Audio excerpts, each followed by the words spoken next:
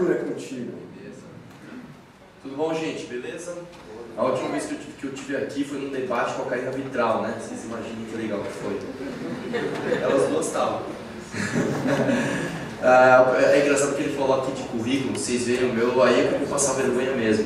Nem me informar, me informei. Eu saí no último ano de faculdade. Vocês acreditam nisso? Eu fiz engenharia química, na hora de entregar o TCC.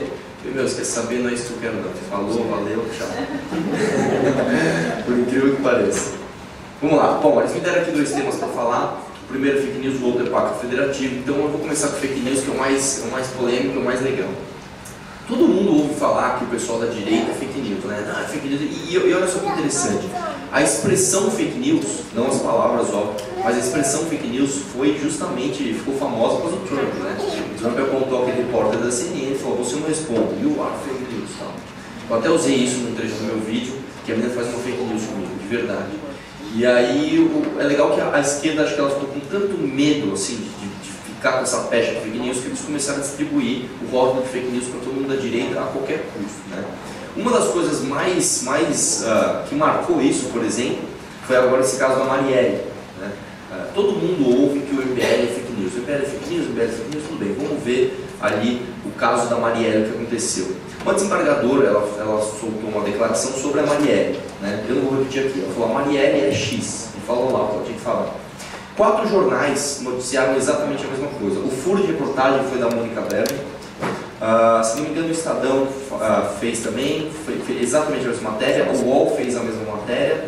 E um outro grande veículo de imprensa, que agora eu não lembro também. E o MBL fez também exatamente a mesma matéria. Pegou a desembargadora X, falou Y de Marielle. O único desses veículos que citou a fonte foi o MBL. Falou: segundo a Mônica Berger, a desembargadora X, beleza. Qual foi o único site que saiu do ar por causa da Marielle? Do MBL. Foi o único que saiu. Inclusive a gente recebeu o processo por causa disso. Inclusive, acho que foi ontem ou anteontem, eu não lembro. Uma das perguntas de uma palestra que eu fui foi justamente essa: por que vocês fazem tanto fake news com a Marielle? E eu retruquei, falei: tudo bem, qual foi a fake news que a gente falou da Marielle? Falou. A pessoa não sabe. É só o boato, é só aquele negócio que fica na sua cabeça. Não, a MBL é fake news, a MBL é fake news. Outra coisa de fake news que aconteceu muito interessante, teve um estudo da USP que falou que o MBL era o maior disseminador de fake news do Brasil. Esse estudo foi compartilhado pelo Tonholi, né, um grande jornalista da Jovem Pan, foi compartilhado pelo ministro do Supremo, Luiz Fux. Fux compartilhou isso. Eu falei: não, vamos ver o estudo, vamos ver com quem que eles compararam a gente para falar isso. E a gente chegou lá e não tinha estudo. O estudo era uma fake news. A própria USP escreveu uma nota falando: tal estudo não existe. Vocês entendem como a gente não está numa guerra de fake news? Nós estamos numa guerra de narrativas. A fake news sempre existiu. O problema é que, antigamente, a gente ficava sujeito ao monopólio da informação pelos grandes veículos de imprensa. Então você tinha só como saber por alguma coisa, pelos grandes veículos de imprensa. E é uma coisa que o Olavo sempre fala, né? Durante a ditadura militar, os militares eles falhavam muito em perseguir comunista. Porque enquanto eles estavam ali perseguindo comunista no mato, os caras estavam se infiltrando em universidade e justamente tomando a hegemonia de toda a nossa parte cultural, nossa parte educacional, nossa parte artística, enfim. Então a nossa imprensa tem agenda, sim, a nossa imprensa é de esquerda, e por muitos anos a gente ficou sob o monopólio dessa informação. Então não é que hoje tem muita fake news, hoje você tem o rebate da fake news. Hoje eu até costumo brincar, vamos supor que um candidato à presidência esteja espancando uma mulher grávida na rua. Nossa, meu Deus, que furo de notícia. Por onde vocês acham que vocês vão saber disso primeiro? Pela revista Veja, pelo plantão da Globo ou pelo WhatsApp? Vai chegar no teu WhatsApp em 10 minutos, todo o Brasil vai estar sabendo que o cara está espancando alguém. Agora, e se for uma fake news? E se o cara parecia um presidenciável e não era? Por onde você vai saber mais rápido que é uma fake news? Também pela internet. E a mídia tradicional está desesperada com isso. A mídia tradicional está falando: meu, nós estamos perdendo assinatura, nós estamos perdendo credibilidade, nós estamos aqui nos prostituindo por likes, nos prostituindo por audiência. Então a gente está perdendo tanto a quantidade de tiragem quanto a credibilidade. Isso é uma grande tragédia para fake news, para a mídia. E como que a gente se defende de fake news? Como é que eu faço para não cair numa fake news? Do mesmo jeito, né, que o próprio Dom Pedro II já tinha falado isso com o Luiz Felipe, que está aqui, ele falou uma coisa muito bonita, que ele falou o seguinte: ele falou o seguinte, ó, fake news é coisa da internet. Não, ele falou o bate com a imprensa. Então, quando a gente vê a esquerda falando, por exemplo, flertando com aquelas ideias, né, do Estado dar uma solução, né, a gente, não, é o seguinte, vamos criar uma lei, vamos regular a imprensa. Você pode ler isso como censura. Acabou. Quem é que vai definir o que é o que não é fake news? Um bando de burocrata engravatado? Né? Esse pessoal que faz a nossa... O Fux vai decidir o que é uma fake news. Então, como que você se protege de fake news? Basta você parar de ser leitor de manchete, ler a matéria e ir atrás da contrapartida. Vou dar um outro exemplo aqui, que surgiu da direita, inclusive, não surgiu da esquerda. O Holiday, todo mundo veio falar, não, e o caixa 2 do Holiday? Vem cá, senta aqui. Quanto que o Holiday pegou de caixa 2? Ah, não sei. Pois é, ele está sendo acusado de pegar R$ 2.400 de caixa 2. Se o Holiday se sujar com caixa 2 de R$ 2.400, eu bato nele. Você leu a matéria? Você não precisa nem ir atrás da contrapartida. Basta você ler a matéria e você fala, não, isso aqui é ridículo. Isso aqui não... Falaram que ele pegou R$ 2.400 de caixa 2 para pagar a menina para panfletar. Num dia. Desculpa, cara, isso é completamente... Aí, beleza, qual que é a contrapartida? O cara mesmo foi lá e apresentou uma denúncia contra ele próprio no Ministério Público e falou, investigue isso aqui, por favor. Quem é que foi atrás de ler a notícia e ler a contrapartida? Ninguém. Então só tem um jeito de você se proteger de fake news, só tem um jeito de você não ser massa de manobra, como a gente foi durante décadas. É você parar de ser preguiçoso, parar de ler a manchete e ir atrás do que a notícia está falando da contrapartida. Aí você vai realmente ser um cara protegido de fake news. Beleza? Eu não sei quanto foi 13 já? Tem 13? Então vamos lá. Vamos para outro tema aqui, Pacto Federativo. Vamos ser sinceros aqui, eu não vou fazer chamada oral, certo? Quem sabe o que é Pacto Federativo, levanta a mão. Tem algo errado com a nossa educação? Não tem. Pois é, isso não é demérito, tá? Eu vou te falar, eu quase me formei em engenharia química, né? Trabalhei durante mais de 10 anos na iniciativa privada e eu só descobri o que era Pacto Federativo quando eu conversei com aquele cara ali. Vamos lá, quem leu o livro do Luiz aqui? Levanta a mão. Meu, o livro custa... Quanto custa, Luiz? R$30. Custa R$30 o livro. Comprem o livro dele. Tem 200 e poucas páginas. Cara, se eu estou falando que o livro é fácil de ler, porque é fácil. Leiam esse livro. Leiam esse livro. Vocês querem ver outra coisa? Desculpa, mas tem que falar desse cara aqui e da Janaína que está aqui também. Quem viu o Brasil Paralelo? Levanta a mão. Ah, agora sim, agora eu gostei. O Brasil Paralelo é de graça. Tá? É de graça. Entre na internet e assistam o Brasil Paralelo. Vamos lá. O que é Pacto Federativo? Qual que é a ideia do Pacto Federativo?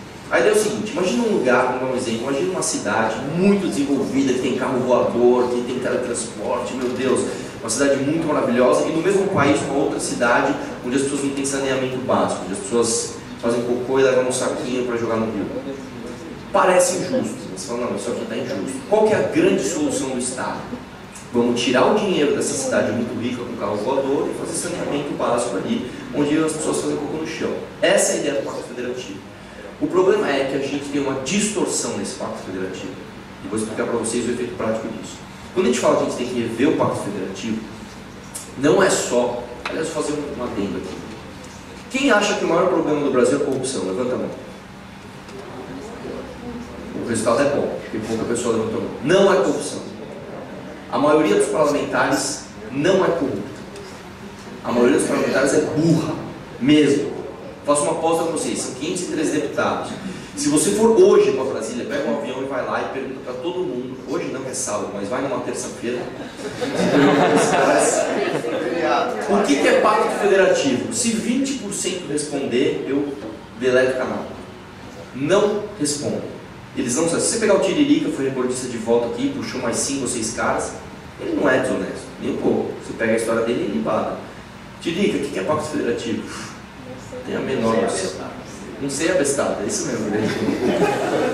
Então o que acontece é o seguinte, nós temos um Brasil não só corroído por corrupção, mas corroído por corporações, por interesses corporativistas. E um desses justamente é o Pacto Federativo. Quando a gente fala de rever o Pacto Federativo, a gente não tem que rever só o jeito que a gente distribui as riquezas da União entre os Estados. A gente tem que ver também como a gente, enquanto indivíduo, para onde que vai o dinheiro do nosso imposto. Olha só, 70%, e isso eu aprendi no livro do Luiz, tá?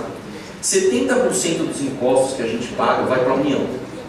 Aí um pouquinho menos para o Estado e um micro, nada para o município.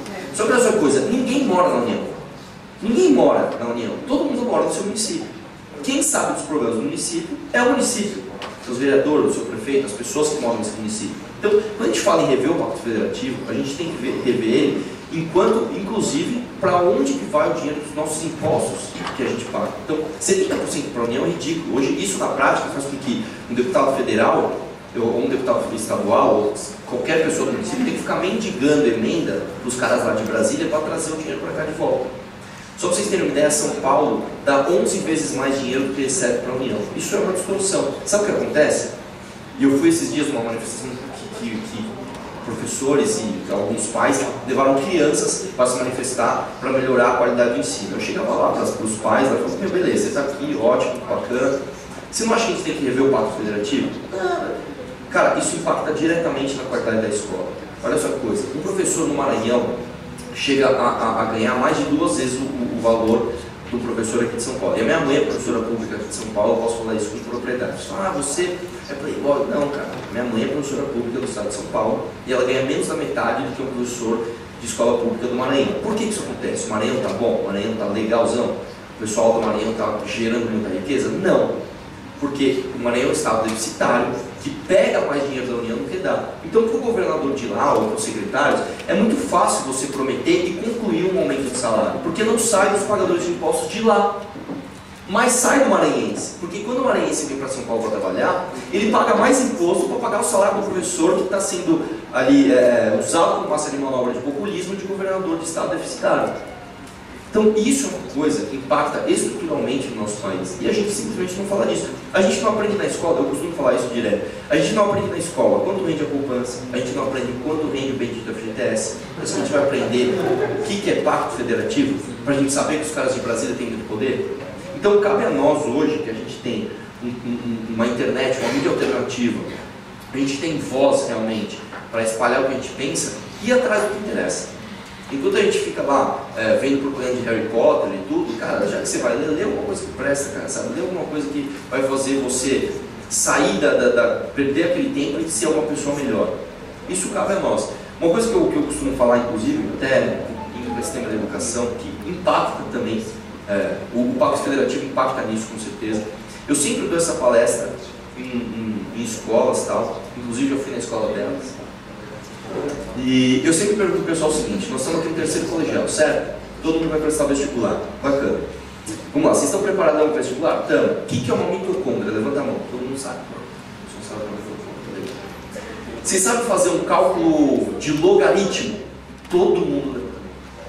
Aí normalmente eu estou um pouquinho, até brinco, vocês sabem fazer cálculo genético, né? Vocês sabem qual que é a probabilidade de seu filho nascer um japonês preto? Igual o Kim. Os caras dão risada e falam, olha, é difícil, mas sabe. Bacana. O vestibular tá bacanão. E aí eu vou fazer essa pesquisa com vocês aqui agora, tá? Não vou fazer chamada oral, prometo. Vamos lá. Levanta a mão pra mim, quem sabe a diferença de um deputado com um senador? Pois é. Tem coisa muito errada com a nossa educação, né? Ó, 2018 todo mundo vai votar, para deputado e para senador, inclusive. Nós temos um pré-candidato aqui, inclusive, o Christian do Novo. Espero que o projeto dele dê muito certo. Vocês sabem o que faz o cara? A gente não sabe o que faz, gente. Tem que aprender. Vou tirar essa dúvida para vocês de uma maneira muito rápida. Tem o quê? 6 minutos? Vamos lá. O que faz o deputado? Deputado, mandato de 4 anos. Quer ver uma coisa? Vocês lembram no Congresso, né? Aqueles 2 prédios assim, uma paradinha assim, uma paradinha assim, né? Todo mundo sabe. O que é essa parada? Vamos lá. O que representa isso aí? Negócio assim. Câmara dos Deputados, maior, mais gente, mandato de 4 anos. Aquilo lá representa uma panela, onde são as efervescências do povo que estão lá. Então você tem que ir lá, você tem que ir. Inclusive, olha só que interessante. Nós temos um evento chamado parlatório, né? No Congresso a gente tem o parlamento, que é de parlar, em italiano, parlar. Então, é ali que o cara tem que ir e botar as emoções, etc, etc. E por isso que o mandato dele é de 4 anos, para ele ter ali uma alta rejeição, uma alta aprovação da opinião pública de acordo com o que ele faz. E do outro lado nós temos uma paradinha assim. O que é essa paradinha assim menor? É a tampa da panela. É o Senado, menos senadores. É a Casa Revisora. Então você tem que ter pelo menos 35 anos para ser senador. O seu mandato é de 8 anos. Então é o seguinte, se você no ano 1 de mandato fizer uma coisa impopular, você não está tão sujeito à desaprovação da população. Então você está lá para ser um ancião, para ser um cara que vai rever as efervescências da população, independente da popularidade daquilo, você julgar o que é melhor do país. E a gente não sabe. A gente elege como uma senadora a Gleisi Hoffmann. A Gleisi Hoffmann, para quem não sabe, numa das presidências, numa das comissões que estava tendo no Senado lá, se não me engano, acho que era da reforma trabalhista, Ricardo Ferraz, que foi lá com muita coragem, encarou, pegou para si o trabalho e falou, não, vamos fazer a relatoria aqui, vamos fazer andar isso aqui. Ela simplesmente discordou, foi lá, apagou a luz, sentou na presidência da comissão e falou, ninguém vota aqui. Você acha que isso é um comportamento condizente com uma senadora, com uma casa revisora? É óbvio que não. Quem foi o único senador que protocolou um pedido de uma denúncia na comissão de ética? O José Medeiros. Foi o único cara que falou, não, pô, isso aqui não pode, cara, vamos fazer alguma coisa. Foi o único cara que foi lá. Por quê? Porque a gente não fala disso, cara. Por muitos anos a gente achou que política é coisa para quem entende, coisa para bandido, e não é. Política é coisa para nós. Se a gente não ocupar o espaço, eles vão ocupar. Enquanto a gente está falando dos nossos filhos aqui, inclusive, quando eu liguei para a mãe, eu falei, mãe, você candidata. Ela fez assim, meu filho, você estudou, né? Quase se formou. Você trabalha com seu pai, você vai virar bandido. Não é essa ideia que a gente tem que ter. Porque enquanto a minha mãe falou isso pra mim, você imagina o Renan filho quando chegou pro Renan Carinho dos pais e falou, pai, quero ser político. Meu, o cara soltou fogos, falou, olha filho, gente decente que não entra, viu? Vamos nadar de braçada. Pois é, então tá na hora de a gente falar, olha só que coisa interessante. Aproveitar os minutinhos finais aqui. Nós estamos em 2018, nós estamos mais perto da Copa do que da eleição. A gente fala muito mais dos 11 ministros do Supremo do que dos 11 escalados para a seleção. Isso é uma coisa histórica, mas isso nunca aconteceu. Tá? Isso nunca aconteceu. Então, eu acho muito importante que a gente use esse momento onde, apesar da polarização, que faz parte do amadurecimento da democracia, apesar da polarização, a gente tem um alto interesse das pessoas em falar de política, em falar do que é certo, em falar do que é justo, né? Então a gente tem que aproveitar esse momento para que a gente imponha as nossas ideias, que são as ideias liberais. Vocês querem ver uma coisa? Imagina que por causa da concorrência a gente vai ter uma baixa, a gasolina com preços mais justos, enfim. Você não tem mais como voltar atrás. Não tem como um cara bater na mesa e falar, vamos reestatizar a pessoa. Não vai, isso aí vira piada. Porque igual o Gregório do Vivier, quando ele fala, meu, o Odebrecht roubou muito, né? Roubou, então vamos estatizar o Odebrecht, né? Você é humorista mesmo, hein, cara? Você é foda. Então não tem mais como o cara reestatizar. Uma vez que a gente conseguir colocar as ideias liberais em prática e elas se mostrarem sustentáveis, elas se mostrarem melhores para a população e para nós, e se mostrarem justas, né? Mais justas. A gente não quer as ideias liberais só porque elas são melhores, a gente quer porque é justo, é o certo. Então, você não consegue mais voltar atrás e reestatizar tudo. Outra coisa que eu aprendi com o Luiz também. Se a gente conseguir melhorar a qualidade do nosso Congresso e melhorar a nossa Constituição, fazer uma outra Constituição que defenda a população do poder estatal e não coloque ali uma série de direitos, você fica menos sujeito a populismo, você fica menos sujeito ao autoritarismo do governo. Então, se a gente tem que ter um objetivo claro, não é só rever o Pacto Federativo, não é só privatizar a Petrobras. A gente tem que ter um objetivo um pouco mais, parece utópico, mas não é, a gente chega lá, da gente realmente rever a nossa Constituição e fazer uma Constituição que o país merece, protegendo a gente do autoritarismo de governos populistas. Então, eu acho que é isso aí. Aproveitem que hoje, ó, eu não quero ficar puxando o saco desse cara, mas não tem como. Aproveitem que vocês estão do lado do Luiz hoje. Tirem todas as dúvidas que você tem com esse cara, porque esse cara é um poço de conhecimento. Para quem não sabe, ele anda de motocross comigo, né? E sabe que a gente vai andar de moto. E aí, uma vez eu tive a honra de dar carona para ele, eu fui enchendo o saco dele daqui até a pista para ele ficar me ensinando essas coisas. Então, já que vocês têm esse momento com ele, aproveitem aí no final para trocar uma ideia, beleza? É isso aí, gente. Obrigado.